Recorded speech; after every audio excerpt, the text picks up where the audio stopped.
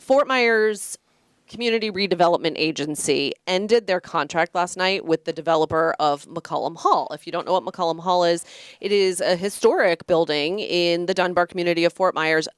I mean, it was like a hot spot for live music and dancing and jazz. We're talking like the Ella Fitzgeralds and the B.B. Kings of the world, right? So anyway, he had this idea to develop McCollum Hall into, it was like a little bit of a grocery store, as you can see, some food. What do you call those? Not food. Like a food hall. Food hall. There you go. Thank you.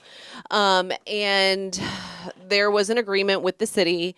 And, you know, they like designed things out and they had timelines and whatnot. So the city ended up pulling the contract yesterday, saying that the deadlines and the design were not being followed, among other things. And now the developer is alleging discrimination, and he's warning of gentrification in the Dunbar community. He's like, you know, we want something for the Dunbar community there. So this is definitely a talk or something Miyoshi has her eyes on.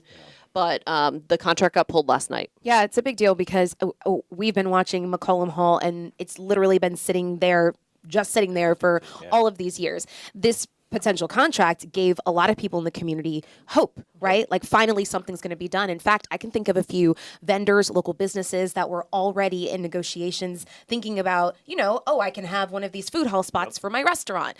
And people already having plans to move forward. It felt like this was the step in the right direction for a lot of people in the community. So a lot of people obviously very frustrated because now we're like back at square one again, right? And, you know, the conversation about gentrification in Dunbar is a huge talker for a lot of people in the community. So there is an understanding as to why people want to make sure that event space that was such a key part of the Dunbar's history continues to be something that belongs to the people of the Dunbar community. In the community. And so the question is, what happens next, right? Well, the contract was pulled.